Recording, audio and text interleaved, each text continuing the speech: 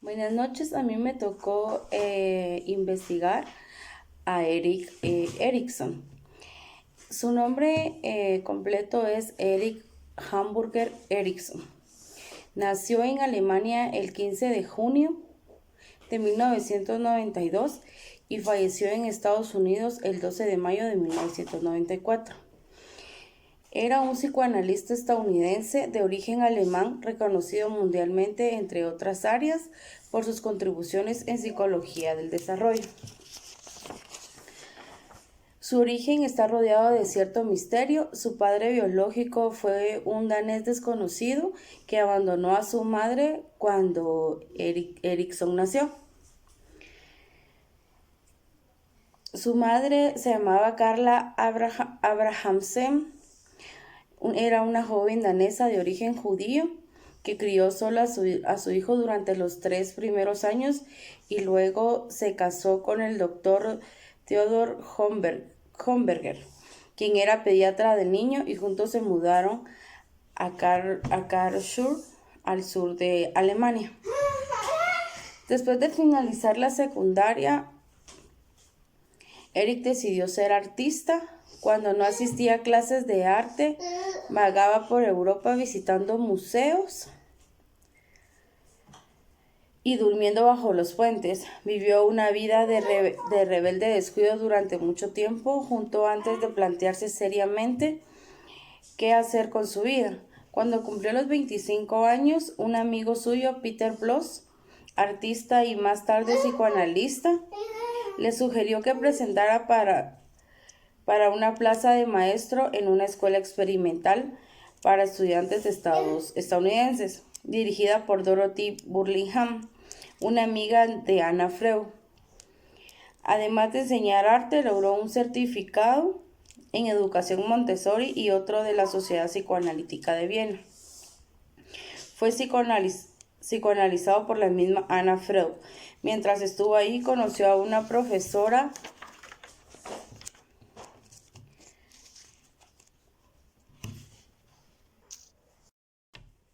Buenas noches, a mí me tocó investigar a Erik Erikson. Su nombre completo es Erik Hamburger Erikson. Nació en Alemania el 15 de junio de 1992 y falleció en Estados Unidos el 12 de mayo de 1994. Era un psicoanalista estadounidense de origen alemán reconocido mundialmente, entre otras áreas, por sus contribuciones en psicología del desarrollo. Su origen está rodeado de cierto misterio. Su padre biológico fue un danés desconocido que abandonó a su madre cuando Erikson nació. Su madre se llamaba Carla Abrahamsen. Era una joven danesa de origen judío que crió sola a su hijo durante los 3 primeros años y luego se casó con el doctor Theodor Homberger, quien era pediatra del niño, y juntos se mudaron a Karlsruhe, al sur de Alemania. Después de finalizar la secundaria, Eric decidió ser artista. Cuando no asistía a clases de arte, vagaba por Europa visitando museos y durmiendo bajo los puentes. Vivió una vida de rebelde descuido durante mucho tiempo, justo antes de plantearse seriamente qué hacer con su vida. Cuando cumplió los 25 años, un amigo suyo, Peter Bloss, artista y más tarde psicoanalista, le sugirió que presentara para una plaza de maestro en una escuela experimental para estudiantes estadounidenses, dirigida por Dorothy Burlingham, una amiga de Anna Freud. Además de enseñar arte, logró un certificado en educación Montessori y otro de la Sociedad Psicoanalítica de Viena. Fue psicoanalizado por la misma Anna Freud. Mientras estuvo ahí, conoció a una profesora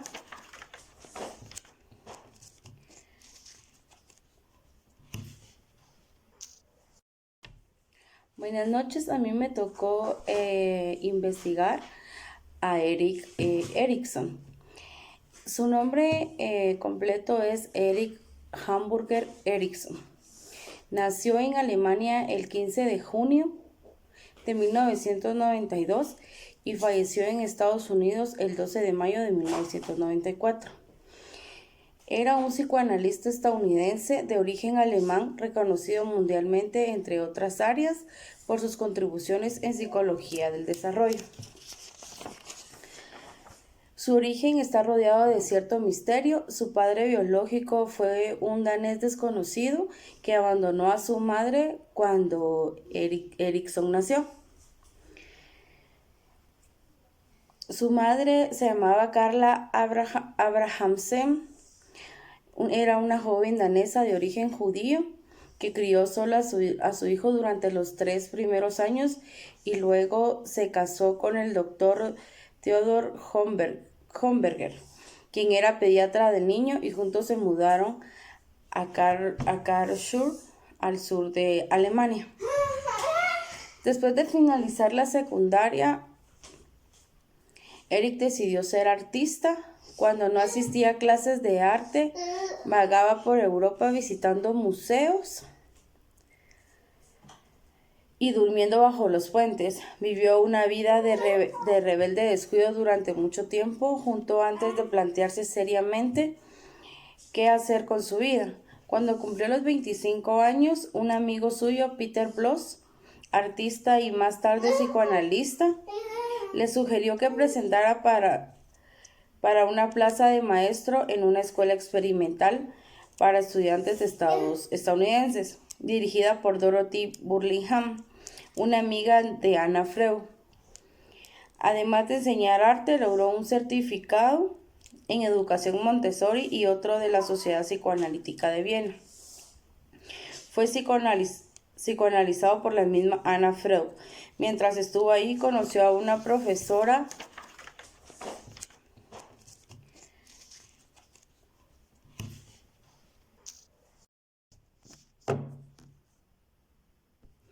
de danza teatral en la escuela mencionada. Tuvieron 3 hijos, uno de los cuales más tarde sería sociólogo. Cuando los nazis tomaron el poder, abandonaron Viena y fueron primero a Copenhague y luego a Boston. Erikson aceptó un puesto de trabajo en la Escuela de Medicina de Harvard y practicó psicoanálisis de niños en su consulta privada. En esa época logró codearse con psicólogos de la talla de Henry Murray y Kurt Lewin, así como los antropólogos Ruth Benedict y Margaret Mead y Gregory Bateson. Estos autores ejercieron gran influencia sobre la obra de Erikson. Más tarde enseñó en Yale y luego en la Universidad de California en Berkeley. Fue durante este periodo cuando Erik realizó sus estudios sobre los indios Lakota y Yurok. Cuando obtuvo su ciudadanía estadounidense, adoptó oficialmente el nombre de Erik Erikson. En 1950 escribió Childhood and Society, Infancia y Sociedad, libro que contenía artículos de su estudio de las tribus norteamericanas, análisis de Máximo Gorki y Adolfo Hitler, así como una discusión de la personalidad estadounidense y las bases argumentales de su versión sobre la teoría freudiana. Estos temas, la influencia de la cultura sobre la personalidad y el análisis de figuras históricas, se repitieron en otros trabajos, uno de los cuales, La verdad de Gandhi, obtuvo el premio Pulitzer y el Premio Nacional del Libro. Durante el reinado del terror del senador Joseph McCarthy en 1950, Erikson abandona Berkeley cuando se le pide a los profesores que firmen un compromiso de lealtad. A partir de este momento, Erikson pasa 10 años trabajando y enseñando en una clínica de Massachusetts y posteriormente otros 10 años más de vuelta en Harvard. A partir de su jubilación en 1970, no deja de escribir e investigar durante el resto de su vida. Muere en 1994. Heterodoxia. Discípulo de Freud, discrepó con él, no obstante, en 2 aspectos básicos: que las personas son seres activos buscando adaptarse a su ambiente más que pasivos, esclavos de impulsos. En otorgar mayor importancia que Freud a las influencias culturales. Teoría psicosocial. Elaboró una teoría del desarrollo de la personalidad a la que denominó teoría psicosocial. En ella describe 8 etapas del ciclo vital o estadios psicosociales, crisis o conflictos en el desarrollo de la vida, a la que han de enfrentarse las personas. La primera es confianza básica versus desconfianza. Desde el nacimiento hasta aproximadamente los 18 meses es la sensación física de confianza. El bebé recibe calor del cuerpo de la madre y sus cuidados amorosos. Se desarrolla el vínculo que será la base de sus futuras relaciones con otras personas importantes.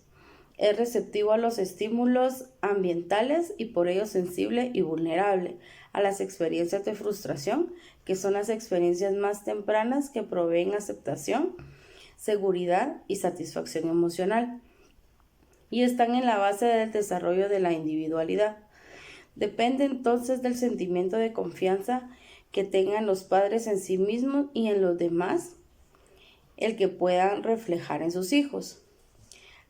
2. Anatomía versus vergüenza y duda. Desde los 18 meses hasta los 3 años aproximadamente, esta etapa está ligada al desarrollo muscular y de control de las eliminaciones del cuerpo. Este desarrollo es lento y progresivo y no siempre es consistente y estable. Por ello, el bebé pasa por momentos de vergüenza y duda. El bebé inicia a controlar una creciente sensación de afirmación de la propia voluntad de un yo naciente. Se afirma muchas veces oponiéndose a los demás. El niño empieza a experimentar su propia voluntad autónoma, experimentando fuerzas impulsivas que se establecen en diversas formas en la conducta del niño y se dan oscilando entre la cooperación y la terquedad. Número 3. Iniciativa versus culpa. Desde los 3 hasta los 5 años aproximadamente, la tercera etapa de la iniciativa se da en la edad del juego. El niño desarrolla actividad de imaginación y es más enérgico y locuaz. Aprende a moverse más libre y violentamente. Su conocimiento del lenguaje se perfecciona, comprende mejor y hace preguntas constantemente. Todo esto le permite expandir su imaginación. Son características de esta etapa: la intrusión en el espacio mediante una locomoción vigorosa, la intrusión en lo desconocido por medio de una curiosidad grande, la intrusión en el campo perceptual de los demás, fantasías sexuales. Los juegos en esta edad tienen especial connotación simbólica sobre los aspectos sexuales. Respecto de este último, el niño posee una genitalidad rudimentaria y tiene muchas veces sentimientos de culpa y temores asociados a ello. Laboriosidad versus inferioridad. Desde los 5 años hasta los 13 aproximadamente es la etapa en la que el niño comienza su instrucción preescolar y escolar. El niño está ansioso por hacer cosas junto con otros, de compartir tareas, de hacer cosas o de plantearlas, y ya no obliga a los demás niños ni provoca su restricción.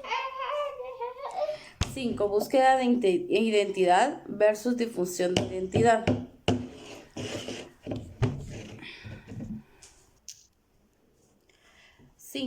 Búsqueda de identidad versus difusión de identidad. Desde los 13 hasta los 21 años aproximadamente se experimenta tanto búsqueda de identidad como crisis de identidad que reavivarán los conflictos de cada una de las etapas anteriores. Los padres de los adolescentes enfrentan situaciones nuevas que significan un nuevo reto para su misión orientadora. Son características de identidad del adolescente: la perspectiva temporal, orientación en el tiempo y en el espacio. la seguridad en sí mismos, la experimentación con el rol énfasis en la acción, el aprendizaje, interés por el contacto con el medio ambiente y una estrategia del aprendizaje vital, polarización sexual, adecuado grado de desarrollo del propio interés sexual, liderazgo y adhesión adecuada, integración al grupo de pares, el compromiso ideológico, la orientación valorativa y participación en el ambiente. 6. Intimidad frente al aislamiento. Desde los 21 hasta los 40 años aproximadamente, la intimidad supone la posibilidad de estar cerca de otro, ya que el sujeto posee un sentimiento de saber quién es. No tiene miedo a perderse a sí mismo, al contrario, que como muchos adolescentes, el joven adulto ya no tiene que probarse a sí mismo. Perdón. Pero a esto se añade que nuestra sociedad tampoco ha hecho mucho por los adultos jóvenes. La tendencia maladaptativa que Erikson llama promiscuidad se refiere particularmente a volverse demasiado abierto muy fácilmente, sin apenas esfuerzo y sin ninguna profundidad o respeto por la intimidad. Esta tendencia se puede dar tanto con amantes como con amigos, compañeros y vecinos. Generatividad frente a los estancamientos. Desde los 40 a los 60 años aproximadamente, periodo generalmente dedicado a la crianza de los niños.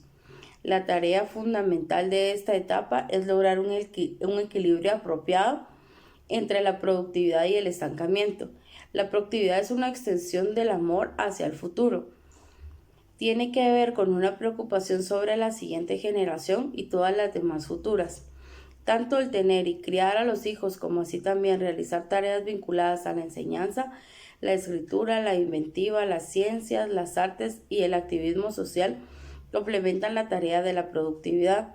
En definitiva, cualquier cosa que llene esa vieja necesidad de ser necesitado, el estancamiento por otro lado es la autoabsorción. Cuidar de nadie. Las personas tratan de ser tan productivas que llega un momento en que no se pueden permitir nada de tiempo para sí mismas, para relajarse y descansar. Al final, estas personas tampoco logran contribuir algo a la sociedad. Esta es la etapa de la crisis de la mediana edad. Se preguntan, ¿qué estoy haciendo aquí?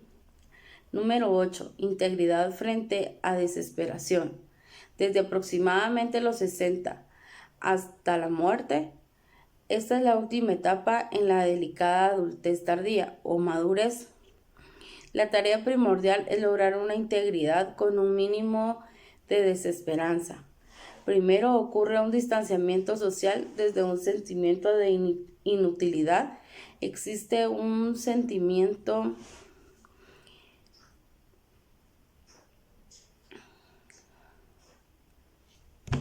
de inutilidad, existe un sentido de inutilidad biológica debido a que el cuerpo ya no responde como antes. Junto a las enfermedades aparecen las preocupaciones relativas a la muerte, los amigos mueren, los familiares también, y ello contribuye a la aparición de un sentimiento de desesperanza. Como respuesta a esta desesperanza, algunos mayores se empiezan a preocupar con el pasado. La integridad yoica significa llegar a los términos de la vida y por tanto llegar a los términos del final de tu vida. La tendencia maladaptativa es llamada presunción, cuando la persona presume de una integridad yoica sin afrontar de hecho las dificultades de la senectud. Muchas gracias.